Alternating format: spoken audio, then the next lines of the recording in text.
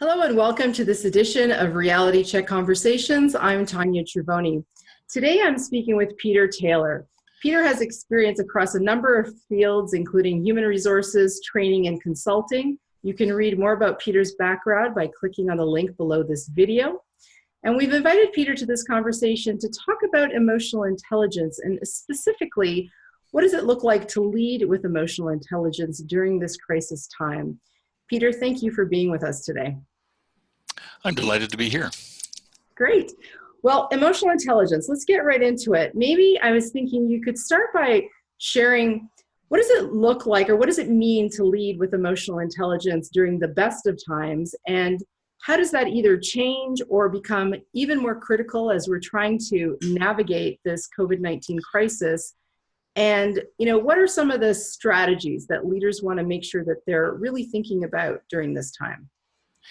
Well, let me start with the definition of emotional intelligence, which I think is important, whether the conditions around us are going well or there's the craziness going on that we're dealing with right now with the COVID-19.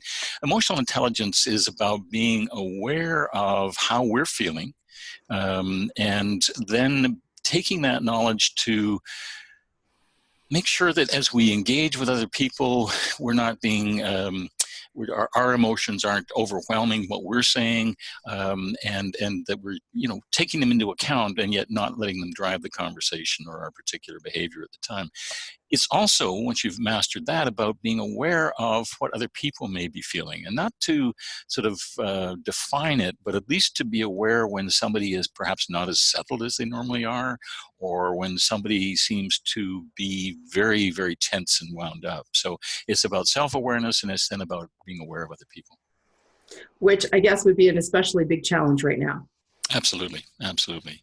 And I think that's true in particular because right now, a lot of the people I'm working with in my coaching practice are really struggling with issues themselves. A lot of them are working at home. They've got a working spouse at home. They've got children sometimes and animals. And all of a sudden they're in a confined space, and it is creating some tension for them.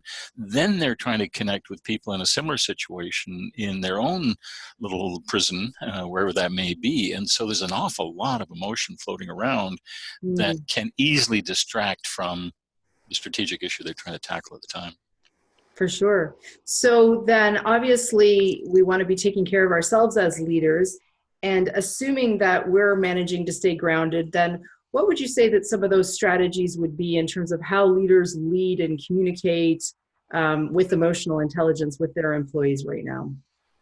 Well, it's right now, it's also in the majority of time, I think this is a practice, and emotional intelligence cuts across calm times and crazy times. And so number one, I think it's being very much aware of changes in behavior they see within the people around them, and not sort of filing that away saying, oh, Tanya's upset or Tanya's concerned about something, as much as perhaps saying, Tanya, just want to touch base. It appears that you may have a lot on your mind right now. Bite my tongue and then let the lifting do the silence do the heavy lifting, because I want to make it easy for people to say, yeah, I'm going crazy because of this, or crazy is not the right word to be using right now, but that I'm under some real pressure right now because of everything that's happening. I want them to be able to feel that I, as the leader, am there to hear them, and if I can, I'll give them some suggestions on what they might do. Yeah, that makes a lot of sense. And thank you for reminding me that it's always important to be leading with emotional intelligence, whether you're in a crisis or not. And to your point, so what I hear you saying is a big emphasis on listening, opening the conversation and making room for people to share what's going on.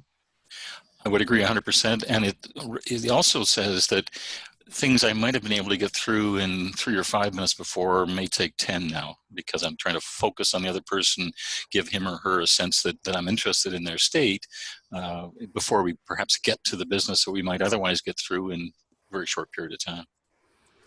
Yeah, that makes a lot of sense. And I'm wondering if, you're seeing this with the people that you coach, that is there maybe a discomfort level for some leaders who maybe weren't used to focusing so much on the emotional aspect? I find that because this is such a big part of what everybody's going through, that, emotions are always affecting us, but I guess it's in the forefront right now as people are dealing with all of this uncertainty. So are you finding leaders are struggling? And if so, what guidance are you giving them on how to get more comfortable with these kinds of conversations?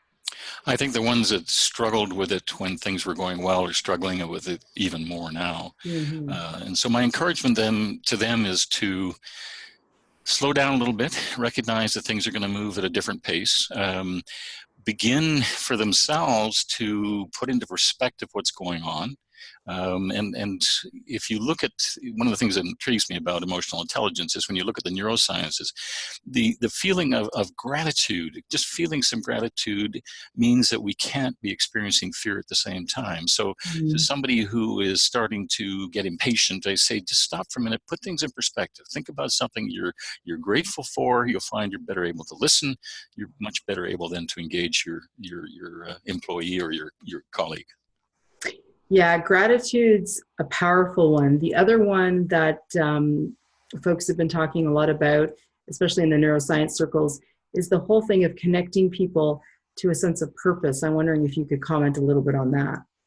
Yeah, very much so. If you have that sense of purpose, then it makes everything worthwhile. And so in this day and age, the purpose is to get through this. The purpose is short term, much more than long term right now. It's beginning to just sometimes get through the day for somebody who's really being pulled in multiple directions and saying, let's chunk things a little bit, take a step at a time. Let's get through the next hour. Let's get through the next day. Then we'll look at the week.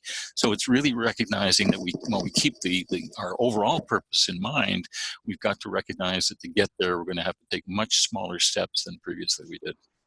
And I guess that requires us also to redefine what success is, and maybe redefine what we typically derive satisfaction or meaning from, because some of us aren't even able to do our jobs as we normally could working from home. So I guess that requires a lot more flexibility and creativity as to how we can create that meaning. And so sometimes I get people just to sort of reflect on, if there's a positive about not being in the office right now or not being on the road the way you were before, what might that be? Think about that. Hang on to that thought. And then you can tackle the things you're up against in a more relaxed fashion, and again, a little more focused fashion. And then when we go back to work, it's going to change all over again. And we're going to be in quite different situations, again, with lots of emotions at play. Yeah, well, it's certainly teaching us to be nimble, that's for sure. So I love that last piece about ending in positivity. And just along those lines, I wanted to end with a question for you. And what are you either grateful for or something positive that you've noticed as a result of this COVID-19 situation? I'll go with the noticed. And I think what I've noticed is just how more people are becoming more appreciative of the effort that a lot of people have been putting in for many years without getting any sort of appreciation for it. And I think about, we keep talking about frontline workers now, and I think we've always sort of been complimentary of doctors, et cetera. But think of the people that are cleaning that room. Think of the people that are driving the trash trucks, people that are delivering the groceries. I like the fact that I'm seeing more appreciation for people who've been doing very important work for many years without much recognition. Yeah, I think it's fabulous. I completely agree with you. Thank you so much for sharing that. And thank you for your insights around emotional intelligence. Much appreciated. Thank you, Tanya. I'd love to talk further about it. I know, we could talk for a while. We're trying to keep these conversations short so people can take a few actionable strategies. So there you have it. This concludes this edition of Reality Check Conversations. If you got something of value, please take a moment to share this video with friends and family, and to subscribe to our channel so that you don't miss a future episode. Thank you for your time. Enjoy the rest of your day. Hey there, me again. Did I mention that we'd love for you to like and share this video and subscribe to our channel, because we have a lot of good stuff still to come. And how great would it be to create some community around this conversation? Take a moment to share your comments, your insights, and your thoughts in the comment section below, where you'll also find a few additional resources we've created for you. Enjoy.